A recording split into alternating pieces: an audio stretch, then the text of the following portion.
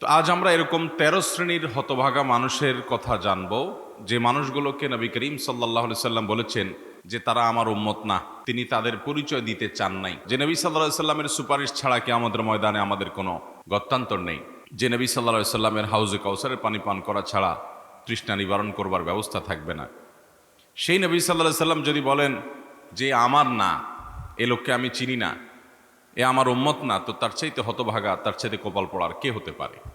আল্লাহ রাব্বুল আলামিন এই ১৩ শ্রেণীর হতভাগা মানুষদের প্রত্যেকটা গুণ, প্রত্যেকটা অপরাধ, প্রত্যেকটা পাপ যেটার কারণে সে এই মন্দ জায়গায় সে চলে গেছে, আল্লাহ তাআলা আমাদেরকে এগুলো থেকে বেঁচে থাকার তৌফিক দান করুন।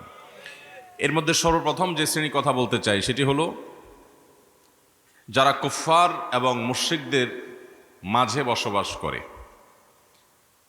একটু সামান্য দুনিয়ার পয়সা কড়ি কামাবার জন্য, একটু সুন্দর দুনিয়ার জীবন যাপন করার জন্য, একটু লাক্সারিয়াস লাইফ লিড করার জন্য যারা কাফের মুশরিকদের মধ্যেই বসবাস করে, তাদের মধ্যে বসবাস করলে তার ঈমান আমলের পর ক্ষতি হয়, ইবাদতের ডিস্টার্ব হয়, ঈমানি পরিবেশ পায় না।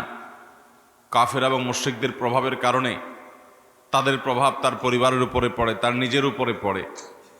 তো এরকম গ্রহণযোগ্য ওজোর ছাড়া কেউ পড়াশোনার জন্য গেল, কেউ দাওয়াতের উদ্দেশ্যে গেল, কেউ সাময়িক কোনো কাজের জন্য গেল, সেটা ভিন্ন কথা।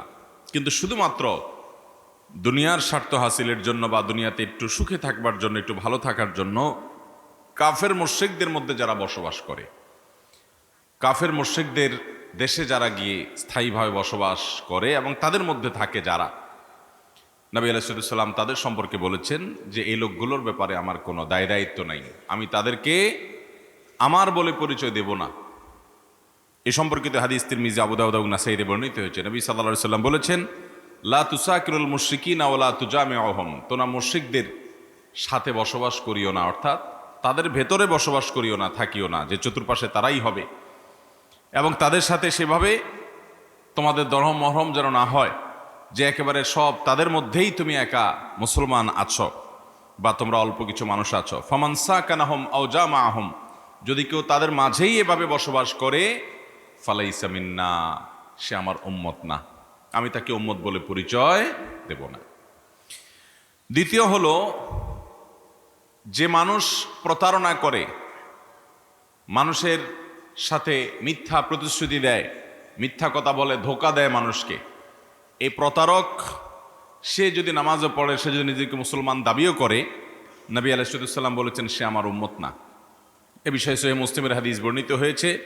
নবী করিম সাল্লাল্লাহু আলাইহি সাল্লাম বলেছেন, মান গাশশা ফালাইসা মিন্না, যে প্রতারণা করে, যে ধোঁকা দেয়, সে আমার উম্মত না। অনেক মানুষ আছে ব্যবসা করতে গিয়ে, দোকানদারি করতে গিয়ে তিনি কাস্টমারকে প্রতারিত করেন, কাস্টমারের সাথে দুই নাম্বারই করেন, কাস্টমারের সাথে মিথ্যা কথা বলেন, অনেক সময় কাস্টমার দোকানদারের সাথে করেন, একজন আরেকজনের সাথে করেন। কেউ হয়তো লোন নিবে, হাওলাত নেওয়ার সময় মিথ্যা কথা বলে হাওলাত নেয়, এরপর আর সে কথা ঠিক রাখে না, প্রতারণা করে। এইভাবে কেউ হয়তো বিয়ে শাদী করতে যাচ্ছে, তার সাথে মিথ্যা কথা বলে, মিথ্যা তথ্য দেয়, প্রতারণা করে। এভাবে যার সাথেই হোক না কেন, মুসলমান হোক অমুসলমান হোক, যার সাথেই প্রতারণা করবে, যে ব্যক্তি প্রতারণা করে মানুষের সাথে কথায় কথায়, কাজে কাজে, সে ব্যক্তি সম্পর্কে নবী সাল্লাল্লাহু আলাইহি সাল্লাম বলেছেন, মান গাশশা ফালাইসা মিন্না, যে ব্যক্তি মানুষকে ধোঁকা দেয়, প্রতারণা করে, সে আমার উম্মত না। নাম্বার ৩, যে ব্যক্তি ছোটদেরকে স্নেহ করে না, বড়দেরকে শ্রদ্ধা করে না, ওলামা একরামের মর্যাদা রক্ষা করে চলে না, নবী আলাইহিস সালাম তাদের সম্পর্কেও বলেছেন যে সে আমার উম্মত না। এবং এ সম্পর্কে মুসনাদে আহমদে হাদিস বর্ণিত হয়েছে। নবী আলাইহিস সালাম বলেছেন, মাল্লাম ইয়ারহাম সাগীরানা ওয়ালাম ইউআক্কির কাবীরানা, যে ব্যক্তি এই উম্মতের ছোটদের প্রতি মায়া মমতা নাই, স্নেহ নাই, দয়া নাই, তাদের প্রতিও জুলুম অবিচার করে, আবার বড়দের প্রতি সম্মান নাই, শ্রদ্ধা নাই, এহতেরাম নাই, ইজ্জত করে না, তাদেরকেও যাতা আচরণ করে তাদের সাথে। এবং ওলামা একরামের যে মর্যাদা, আলেমরা নবীগণের ওয়ারিস, তাদের অনেক মর্যাদা, অনেক হক আছে, এ সম্পর্কে যে আর খোঁজ খবর নাই, এগুলো জানে না, আলেমদের মর্যাদা দিতে জানে না, যে এই লোকগুলো সম্পর্কে নবী সাল্লাল্লাহু আলাইহি ওয়াসাল্লাম বলেছেন এরাও আমার উম্মত না। নাম্বার 4, যে ব্যক্তি মুসলমান হয়েও অন্য ধর্মাবলম্বী মানুষদের বেশভূষা গ্রহণ করে, তাদের মতো পোশাক আশাক পরে, তাদের মতো কৃষ্টি কালচার ধারণ করে, তাদের যে চাল চলন আছে, তাদের যে লাইফস্টাইল আছে, তাদের সব কিছুর অনুকরণ করে, অন্য ধর্মাবলম্বীদের এই কৃষ্টি কালচার সংস্কৃতি ইত্যাদির যদি অনুসরণ করে, নবী সাল্লাল্লাহু আলাইহি সাল্লাম তার সম্পর্কেও একই কথা বলেছেন। এবং এ বিষয়ে তিরমিজিতে হাদিস বর্ণিত হয়েছে, নবী সাল্লাল্লাহু আলাইহি সাল্লাম বলেছেন, লাইসা মিন্না মান তাশাব্বাহা বিগাইরিনা, যে ব্যক্তি অন্য ধর্মাবলম্বী মানুষদের সাদৃশ্য গ্রহণ করে, তাদের অনুরূপ কৃষ্টি কালচার চলন বলন এগুলো তার ভিতরে ধারণ করে, এই ব্যক্তি আমার উম্মত না। আমাদের সমাজে এরকম বহু মানুষ আছে যে অন্য ধর্মাবলম্বী কাফের এবং মুশরিকদের মতো হতে নিজেদেরকে তারা পছন্দ করে, ভালোবাসে, তাদেরকে অনেক সময় শ্রেষ্ঠ মনে করে, যার ভিতরে আল্লাহর প্রতি ঈমানই নাই, আখিরাতের প্রতি ঈমানই নাই। তো এরকম অমুসলিমদের সাথে সাদৃশ্য গ্রহণকারী ব্যক্তি, এই সম্পর্কে নবী সাল্লাল্লাহু আলাইহি ওয়াসাল্লাম বলেছেন সে আমার উম্মত না। নাম্বার 5, ওই ব্যক্তি যে ব্যক্তি পুরুষ হয়ে নারীর অথবা নারী হয়ে পুরুষের বেশভূষা ধারণ করে, পোশাক আশাকে, চুল রাখার ক্ষেত্রে, উঠা বসার ক্ষেত্রে, এগুলোকে সে কোনো দোষের কিছু মনে করে না, বরং পুরুষ হয়ে মহিলাদের স্টাইল ধরে, মহিলা হয়ে পুরুষের স্টাইল ধরে। নবী করিম সাল্লাল্লাহু আলাইহি সাল্লাম এই শ্রেণী মানুষ সম্পর্কে আহমদ এবং তাবরানী বর্ণিত হাদিসে বলেছেন, লাইসা মিন্না মান তাশাব্বাহা বির-রিজালি মিনান নিসা ওয়ালা মান তাশাব্বাহা বিন-নিসা মিনার রিজাল। অর্থাৎ ওই সকল মহিলারা আমার উম্মত না যে মহিলারা পুরুষদের বেশভূষা ধারণ করে, এবং ওই সকল পুরুষরা আমার উম্মত নয় যে সকল পুরুষরা মহিলাদের বেশভূষা ধারণ করে। মোহতারাম হাজরিন, আল্লাহ তাআলা পুরুষদেরকে সৃষ্টি করেছেন কিছু বিশেষ বৈশিষ্ট্য দিয়ে, নারীদেরকে সৃষ্টি করেছেন তাদেরও কিছু বৈশিষ্ট্য আল্লাহ তাআলা দিয়েছেন। কোনো পুরুষ যদি নারীর বেশভূষা ধারণ করতে চায়, তার মানে তিনি পুরুষ হিসেবে প্রাউড ফিল করছেন না, তার পুরুষত্বের ব্যাপারে তিনি আল্লাহ তাআলার এই নেয়ামত পেয়ে তিনি যথেষ্ট মনে করছেন না। কোনো নারী যদি নিজেকে পুরুষের মতো করতে চান পোশাক আশাকে, তাহলে বুঝতে হবে তার নারীত্ব নিয়ে তিনি সন্তুষ্ট না, তিনি নারীত্বকে অপমান করছেন, তিনি পুরুষ হয়ে জাতে উঠতে চাইছেন।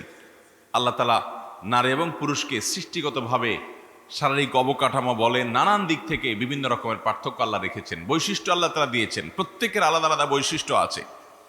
এই বৈশিষ্ট্যগুলোকে তুলে দিয়ে একাকার করে ফেলানোর যে চেষ্টা, এই চেষ্টা মানুষের জন্য দুনিয়ার দিক থেকেও কোনো কল্যাণকর কিছু না, এটা কোনো সুখকর কিছু না, এটা কোনো আখিরাতের দিক থেকে কল্যাণকর কিছু নয়। এটা আল্লাহ তাআলার লানত বর্ষণ হওয়ার কারণ, এটা গুনাহের কারণ, এটা সামাজিক স্থিতিশীলতাকে নষ্ট করার কারণ। এই জন্য নবী সাল্লাল্লাহু আলাইহি ওয়াসাল্লাম এই হাদিসের আলোকে আমরা জানলাম যে সমস্ত পুরুষরা চুল রাখার ক্ষেত্রে, পোশাক আশাক পরার ক্ষেত্রে মহিলাদের বেশভূষা ধারণ করে, হাদিসে মহিলাদেরকে টাকনুর নিচে পোশাক পরতে বলা হয়েছে। বেশিরভাগ পুরুষদেরকে দেখবেন আমাদের সমাজে তারা টাকনুর নিচে প্যান্ট পরে, মহিলাদের মতো হলো।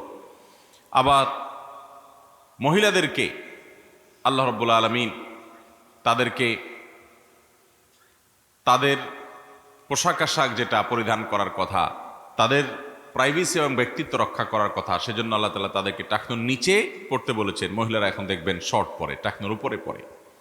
ঠিক একইভাবে আল্লাহ রাব্বুল আলামিন পুরুষদেরকে চুল মহিলাদের মতো রাখতে বলেন নাই, তাদের চুল বড় করবে সেটারও একটা ধরন আছে, সেটারও একটা লিমিটেশন আছে। নারীরা তাদের চুলকে অনেক বেশি বড় করবে, কিন্তু এখন উল্টো হয়। ঠিক একইভাবে মেয়েদেরকে দেখা যায় পুরুষদের মতো ফতোয়া, পুরুষদের মতো টি শার্ট গেঞ্জি এগুলো পরিধান করে, এবং পুরুষদেরকেও দেখা যায় যে মেয়েদের নানা রকমের বেশভূষা ধারণ করে, কানে দুল দেয়, নাকে ফুল দেয়, হাতে চুড়ি দেয়, ইত্যাদি ইত্যাদি করে। এরকম নানান কর্মকাণ্ড আমাদের সমাজে আছে, এগুলোকে আমরা দোষী কিছু মনে করি না, অথচ এগুলো গুনাহের কথা। এবং নবী করিম সাল্লাল্লাহু আলাইহি ওয়াসাল্লামের হাদিস থেকে আমরা বুঝলাম এই ব্যক্তি নবী সাল্লাল্লাহু আলাইহি ওয়াসাল্লামের উম্মত নয়, নবী সাল্লাল্লাহু আলাইহি ওয়াসাল্লাম তাকে নিজের উম্মত হিসেবে পরিচয় দিবেন না। নাম্বার 6, যে ব্যক্তি কোনো বিপদ আপদে আপনজন মারা গেছে, কাছের কোনো মানুষ দুনিয়া থেকে চলে গেছে, সেজন্য সে গালে আঘাত করে, জামা বোতাম ছিঁড়ে চিৎকার চেঁচামেচি করে, অর্থাৎ অধৈর্য হয়ে যায়। দুনিয়া থেকে সবাইকে যেতে হবে, দুনিয়াতে বিপদ আপদ মানুষের আসবে, যত নবী রাসূলগণ এসেছেন সবার জীবনে এসেছে, অতএব আমাদের জীবনও আসবে। বরং নবী করিম সাল্লাল্লাহু আলাইহি ওয়াসাল্লামের হাদিস থেকে আমরা জানতে পারি, তিনি বলেছেন যে আল্লাহ তাআলা যখন কোনো সম্প্রদায়কে পছন্দ করেন, ভালোবাসেন, ইন্নাল্লাহা ইযা আহাব্বা কওমান ইবতালাহুম, আল্লাহ তাআলা কোনো সম্প্রদায়কে যখন ভালোবাসেন, পছন্দ করেন, তাদেরকে পরীক্ষায় ফেলেন, তাদেরকে আল্লাহ তাআলা পরীক্ষা নেন। অতএব বিপদ আপদ এগুলো মানুষের জীবনের অংশ। আল্লাহ কোরআনেও বলেছেন, ওয়ালা নাবলুওয়ান্নাকুম বিশাইইম মিনাল খাউফ ওয়াল জু' ওয়া নাকসিম মিনাল আমওয়াল ওয়াল আনফুসি ওয়াস সামারাত ওয়া বাশশিরিস সাবিরিন। আল্লাহ তাআলা পরীক্ষা নেবেন আমাদেরকে বিভিন্ন ক্ষয়ক্ষতি দিয়ে, বিপদ আপদ দিয়ে আমরা কতটা সবর করতে পারি। আর সবরকারীদের জন্যই সুসংবাদ রয়েছে। এই জন্য ভাইরা আমার, ধৈর্য ধারণ করা বিপদে এটা অনেক বড় একটা গুণ। যে ব্যক্তি অধৈর্য হয়ে যাবে এবং আল্লাহর ফয়সালার বিরুদ্ধে বিদ্রোহ করবে তার আচরণ দিয়ে, শরীরে আঘাত করবে, চিৎকার চেঁচামেচি করবে, জামা ছেঁড়া ছিঁড়বে, ভাঙচুর করবে, তার হয়তো ছেলে মারা গেছে, অ্যাক্সিডেন্ট হয়েছে, সে এমন কটু কথা বলবে যেটা তাকদীরের ফয়সালাকে মানার বিপরীত, বরং তাকদীরের ফয়সালার বিরুদ্ধে বিদ্রোহের শামিল। তো এই ব্যক্তিকে নবী সাল্লাল্লাহু আলাইহি ওয়াসাল্লাম বলেছেন, এই বেসবর মানুষকে তিনি তার নিজের উম্মত হিসেবে পরিচয় দিবেন না, তার আদর্শের উপরে সে ব্যক্তি প্রতিষ্ঠিত নয়।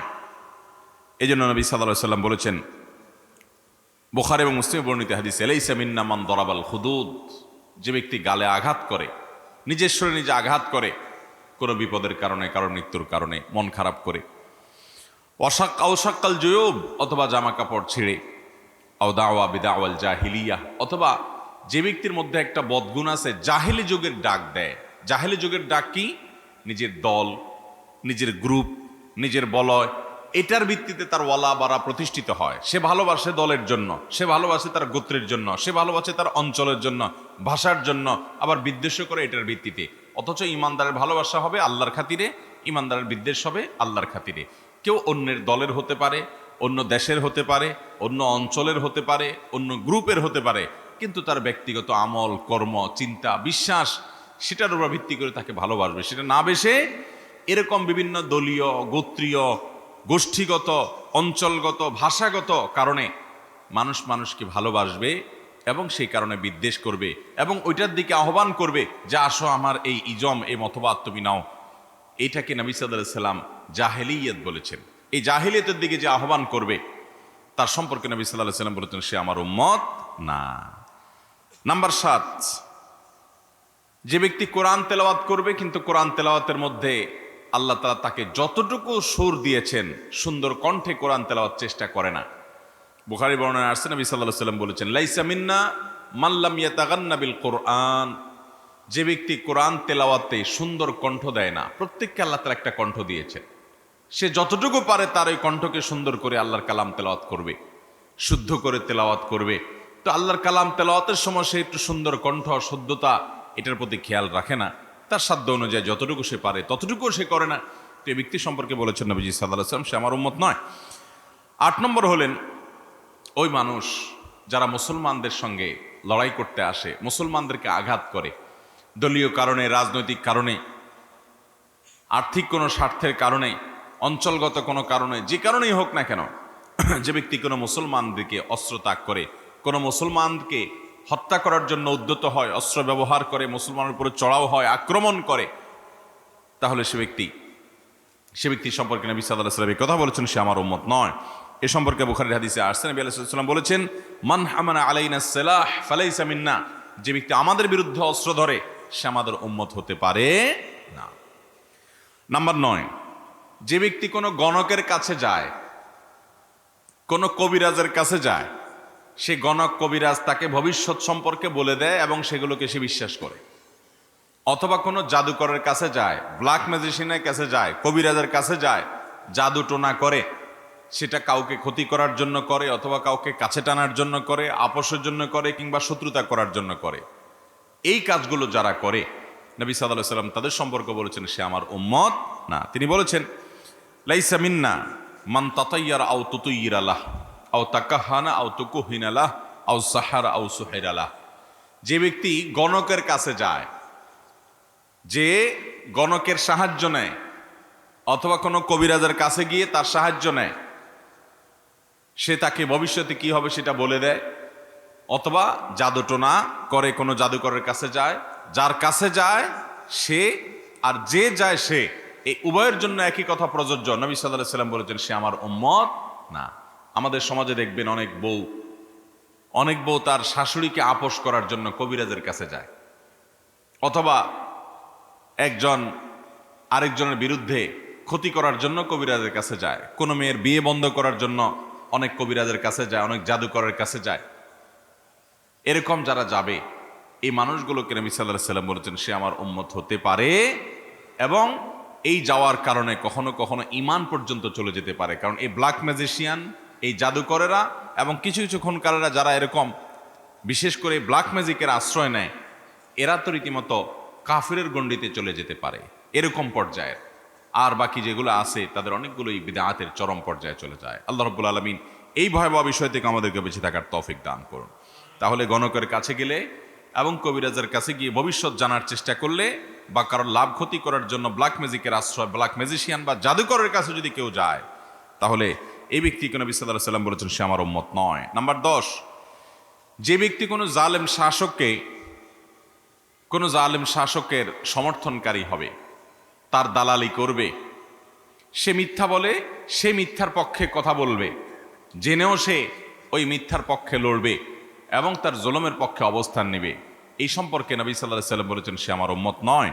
এই সম্পর্কে বাজ্জার এবং তাবরানী বর্ণিত হাদিস আছে, মুসনাদ আহমদে বর্ণিত হাদিস আছে। নবী সাল্লাল্লাহু আলাইহি ওয়াসাল্লাম বলেছেন সাতাকুনু উমারা ইয়াকযিবুন ওয়া ইয়াজলিমুন, একটা সময় আসবে কিছু শাসক আসবে দুনিয়াতে, এরা মিথ্যা কথা বলবে জনগণের সাথে, মানুষের সাথে, আবার তাদের অধীনস্থ লোকদের প্রতি তারা জুলুম করবে।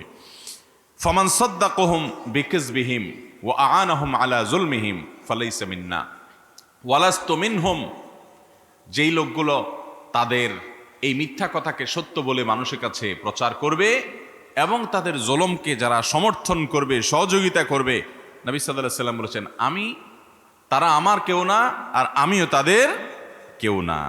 ওয়ালা ইয়ারিদু আলাইয়াল হাউজ, এবং কিয়ামতের ময়দানে আমার হাউজে কাউসারে তারা পানি পান করতেও আসতে পারবে। ভয়ঙ্কর কথা।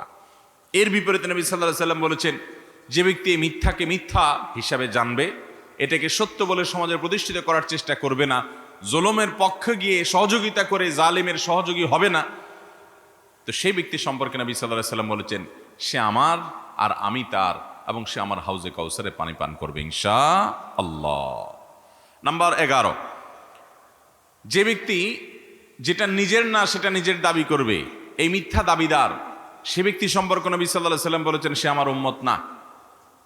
আমাদের সমাজে অনেক মানুষ আছে দেখবেন যে কোনো কিছু দখল করার সুযোগ পাইছে তো দখল করে এবার নিজের বলে দাবি করছে, মিথ্যা কাগজপত্র, মিথ্যা দলিল তৈরি করে নিয়ে কোনো জমি জমা দখল করে সে ওইটার দাবিদার, কোনো জিনিস, কোনো টাকা পয়সা, কোনো কিছু পাইছে তো মিথ্যা দাবিদার, ওইটার দাবি করে সেটা দখল করে আছে।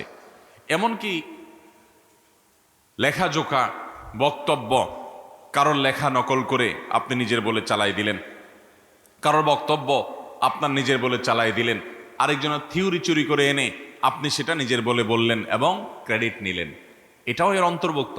ইমাম মুসলিম রাহিমাহুল্লাহ এই হাদিস যে উল্লেখ করেছেন সেটা অনেকটা এই প্রাসঙ্গিক।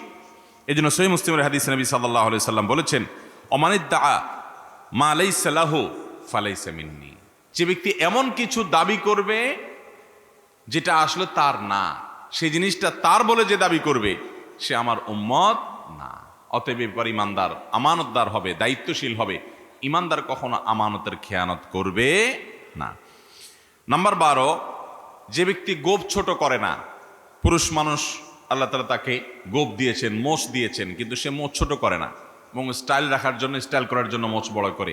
এ ব্যক্তিকে নবী সাল্লাল্লাহু আলাইহি ওয়াসাল্লাম বলেছেন সে তার উম্মত নয়, এবং তিনি বলেছেন মাল্লাম ইয়াখুয মিন শারিবিহি ফালাইসা মিন্না, যে ব্যক্তি তার মোচ ছোট করে না, গোপ ছোট করে না, সে আমার উম্মত নয়। মোচ বড় বড় রাখে যে, তাকে নবী সাল্লাল্লাহু আলাইহি ওয়াসাল্লাম নিজের বলে পরিচয় দিবেন না। নাম্বার 13, মুসনাদ আহমদ এবং আবু দাউদের বর্ণিত হাদিসের আলোকে আমরা জানি যারা আল্লাহ ছাড়া অন্য কারোর নামে শপথ করে সেই ব্যক্তি সম্পর্কে নবী সাল্লাল্লাহু আলাইহি ওয়াসাল্লাম বলেছেন সে আমার উম্মত না।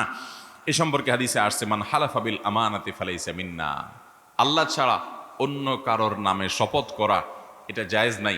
নবী সাল্লাল্লাহু আলাইহি ওয়াসাল্লাম বলেছেন মান আরাদা আন ইয়াহলিফা ফালইয়াহলিফ বিল্লাহি আও লিয়াসমুত, যদি কেউ শপথ করতে চায়, কসম কাটতে চায়, কিরা করতে চায়, সে শুধু আল্লাহর নামে শপথ করবে, আর না হলে সে চুপ থাকবে। মায়ের নামে, বাপের নামে, অমুকের নামে, তমুকের নামে, অমুকের মাথা ছুঁয়ে, গায়ের স্টিয়ারিং হুইল ছুঁয়ে, তারপরে টাকা ছুঁয়ে, ক্যাশ বাক্স ছুঁয়ে, দোকান ছুঁয়ে, অমুক ছুঁয়ে, তমুক ছুঁয়ে, কোনো কিছু ছোঁয়াছুঁই না এবং অন্য কিছু নামেও না। একজন মুসলমান শপথ করবে শুধুমাত্র কার নামে? আল্লাহর নামে। তো এই জন্য আল্লাহ ছাড়া অন্য কারোর নামে শপথ করে যে এই ব্যক্তি সম্পর্কে নবী সাল্লাল্লাহু আলাইহি ওয়াসাল্লাম বলেছেন সে আমার উম্মত না। তাহলে এই 13 শ্রেণীর মানুষের কথা আজকে আমরা জানলাম, যে মানুষগুলো এতটাই হতভাগা, এতটাই কপাল পড়া, যে মানুষগুলোকে নবী করিম সাল্লাল্লাহু আলাইহি ওয়াসাল্লাম নিজের উম্মত বলে পরিচয় দেবেন না। যে মানুষগুলোকে নবী সাল্লাল্লাহু আলাইহি ওয়াসাল্লাম বলেছেন তারা তার আদর্শের উপর প্রতিষ্ঠিত নয়, এই মানুষগুলো কাফের না, কিন্তু এই মানুষগুলো তাদের এই কৃতকর্মের কারণে নবী করিম সাল্লাল্লাহু আলাইহি ওয়াসাল্লামের এই ভয়াবহ সতর্ক বাণীর আওতায় পড়ে গেছে। এজন্য মুহতারাম হাজরিন, আপনার আমার চেষ্টা করতে হবে যে এই 13টি গুনাহের কাজ, অপরাধ, যে গুনাহের কাজগুলো করার কারণে নবীজি সাল্লাল্লাহু আলাইহি ওয়াসাল্লাম নিজের উম্মত বলে পরিচয় দিবেন না, সেগুলো থেকে আমাদের বেঁচে থাকার চেষ্টা করা লাগবে কি লাগবে না? আমরা কি চাই যে কিয়ামতের দিন নবীজি আমাদেরকে দেখে বলুক, হ্যাঁ এটা আমার উম্মত, আমি চিনি? আমরা চাই কি চাই না? আমরা চাই কিনা যে নবী সাল্লাল্লাহু আলাইহি ওয়াসাল্লাম আমাদেরকে ডেকে ডেকে হাউজে কাউসারের পানি পান করাক? আমরা চাই কিনা? আমরা নবী সাল্লাল্লাহু আলাইহি ওয়াসাল্লামের সুপারিশ চাই কিনা? তাহলে এই হতভাগা 13 শ্রেণীর মানুষের কোনোটির মধ্যে যেন আমরা অন্তর্ভুক্ত না হই। আল্লাহ তাআলা আমাদের সবাইকে সে তৌফিক দান করুন।